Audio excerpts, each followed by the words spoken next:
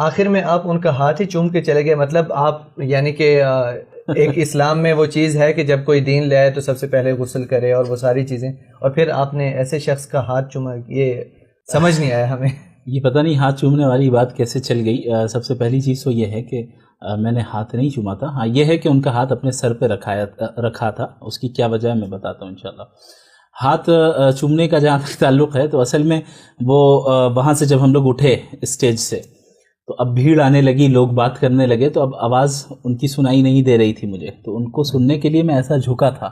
اب کسی نے پیچھے سے ویڈیو اٹھائی ہے تو اسے لگا کہ شاید میں ہاتھ چوم رہا ہوں، تو ایسا نہیں ہے، میں نے کوئی ہاتھ نہیں چوما تھا. مطلب اس چیز کا معذرت آپ کی بات کر رہی ہے، اس چیز کا کوئی ثبوت نہیں کہ آپ ان کا ہاتھ چوم رہے ہیں. ثبوت کیا مطلب چوما ہی نہیں تو ثبوت کہاں سے ہوگا. دوسری چیز یہ کہ ہاں سر پہ ہاتھ رکھا اور یہ کہہ کر کہ اس پوری ڈیبیٹ میں میری زبان سے اگر کوئی بھی ایسا لفظ نکلا ہے جس سے آپ کو تکلیف پہنچی ہو، میں معافی چاہتا ہوں. یہ جملہ کہہ کر میں نے ان کا ہاتھ اپنے سر پہ رکھا، صرف اس لیے کہ یاد رکھیں ہمارا داعیانہ مزاج ہونا چاہیے، ہمارے اندر دعوت کا پہلو غالب ہونا چاہیے. اس شخص کے اندر میں نے یہ خصوصیت دیکھی ہے.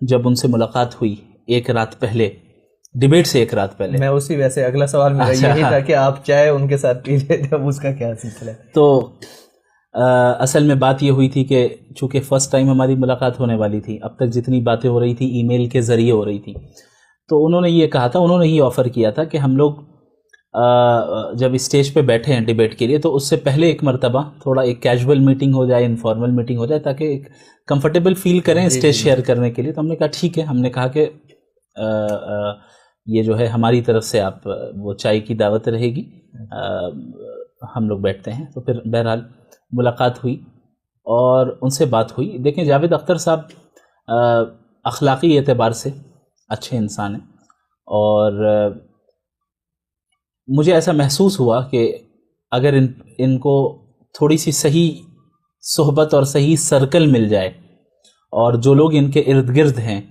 ان سے یہ کچھ دنوں کے لیے دور ہو جائیں اور صحیح لوگوں کے ساتھ رہیں، تو اللہ کی ذات سے امید ہے کہ اللہ انہیں ہدایت دے.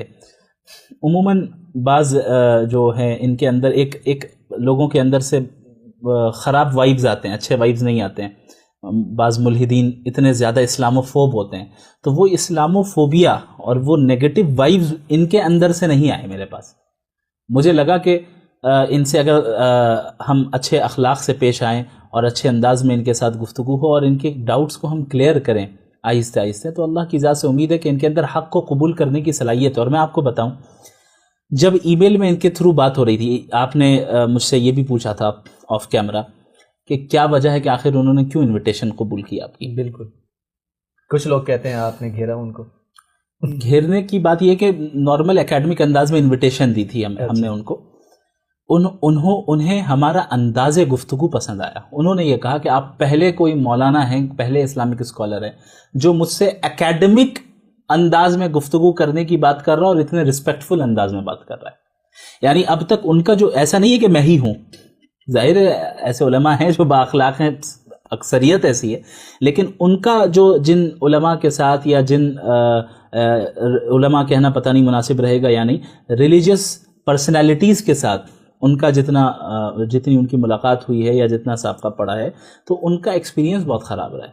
ان کے ذہن میں یہ چیز تھی کہ بھئی یہ تو صرف مارنے کاٹنے والی باتیں کرتے ہیں، یہ تو صرف فوراً جو ہے فتوے لگاتے ہیں، فوراً جو ہے متنفر کرتے ہیں، ناراض ہو جاتے ہیں، چیختے ہیں، چلاتے ہیں. تو اب اس ایک انسان کے ذہن میں یہ تصور تھا، اگرچہ غلط تصور تھا.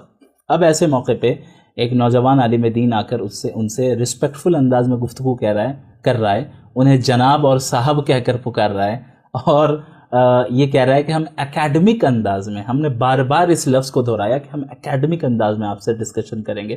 انہوں نے کہا کہ یہ میوزک کی طرح یہ الفاظ میرے کان میں آ رہے ہیں کہ آپ جو ہے اکیڈمک انداز میں آپ بات کرنا چاہ رہے ہیں اسلامک اسکالر. تو آپ دیکھیں کہ کس غلط فہمی میں وہ مبتلا تھے.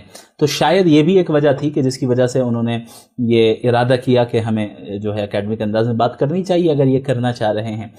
تو مجھے یہ چیز نظر آئی ان کے اندر کہ ان کے ساتھ داعیانہ پہلو ہونا چاہیے غالب، ان جیسے لوگوں کے ساتھ. ایسے بھی ملحدین ہیں بہت جن کے ساتھ تھوڑا سا جو ہے سخت پہلو ہی ہونا چاہیے، چونکہ وہ اپنے لمیٹیشنز کو کراس کر جاتے ہیں، اپنے حدود کو کراس کرتے ہیں، اور پھر وہ گستاخی تک چلے جاتے ہیں اور بہت ساری چیزیں کرتے ہیں. تو ظاہر ہے ایسے لوگوں کے ساتھ ایسے لوگوں کو تو میں کبھی نہیں کہوں گا کہ اگر برا لگاؤ تو معاف کر دیجیے گا، لیکن یہ ڈیپینڈ کرتا ہے کہ آپ کا جو مخاطب ہے جس کو آپ دین کی طرف دعوت دے رہے ہیں. دیکھیں مناظرہ وغیرہ سب اپنی جگہ پر، لیکن ان تمام چیزوں کا بنیادی مقصد یہ ہے کہ بندوں کو اللہ سے جوڑنا ہے. بالکل، بات تو دعوت پہ ہی آتی ہے نا، جیت ہار تو ہے نہیں. ظاہر ہے اب سامنے والے شخص کو کے تعلق سے ایک دائی کو یہ محسوس ہو رہا ہے کہ اس کے ساتھ نرم پہلو اختیار کرنا اس کو دعوت دینے میں زیادہ مفید ثابت ہوگا، تو میں وہ اختیار کروں گا.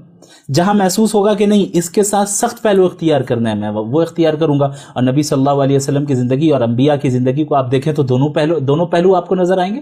بعضوں کے ساتھ سختی کا معاملہ ہوا، بعضوں کے ساتھ نرمی کا معاملہ ہوا.